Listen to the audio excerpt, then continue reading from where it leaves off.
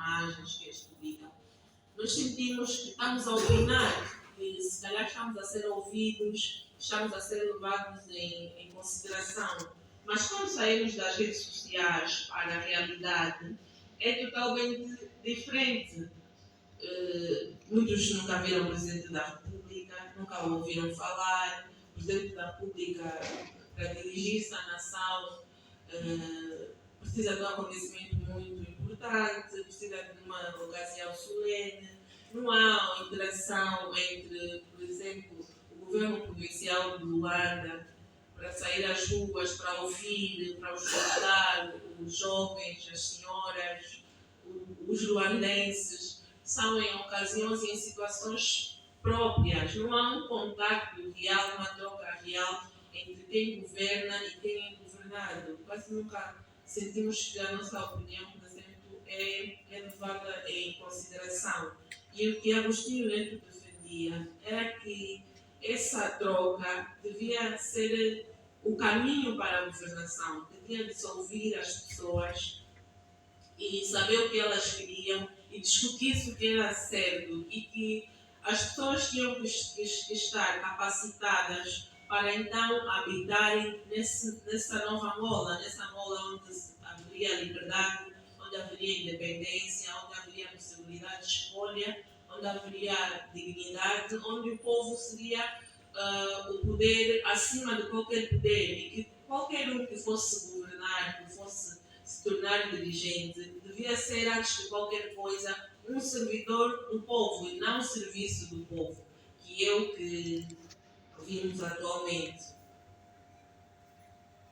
Agostinho Neto, como afirma Antônio Jacinto em A Carta de um Contratado, escrevia sobre um povo que não sabia ler. Nesse caso, como a literatura tornou-se na arma como é que a literatura se torna arma de combate de Agostinho Neto, se ele escrevia para um povo que não sabia ler? É exatamente nesse sentido que eu acho o Agostinho Neto um poeta extremamente visionário.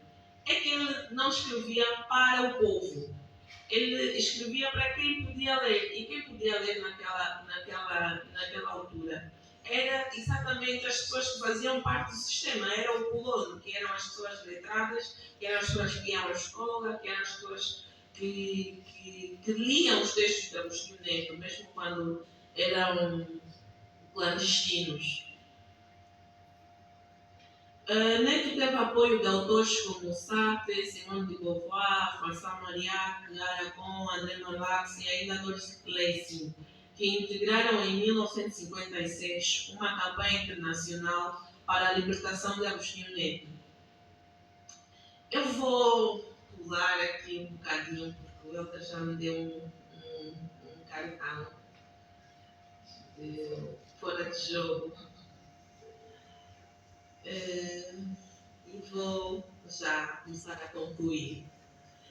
A literatura de Agostinho Neto, de forma decisiva, desperta-nos para uma reflexão sobre questões de identidade, sobre questões de justiça e liberdade.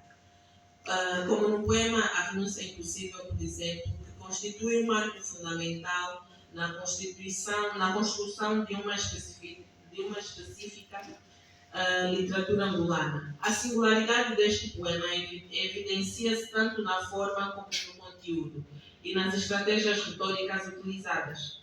Ao unir o nome renúncia ao adjetivo impossível, duas palavras com carga negativa intensa, o eu lírico anuncia a sua intenção de ambiguidade, mas ao mesmo tempo leva o leitor a questionar-se sobre essa dupla negação que prefigura numa virulenta afirmação, imprimindo um movimento dialético de retorno às origens até então esquecidas, negadas, para, através desse processo de aprendizagem, traduzido em palavras, transformar num momento catártico e libertador.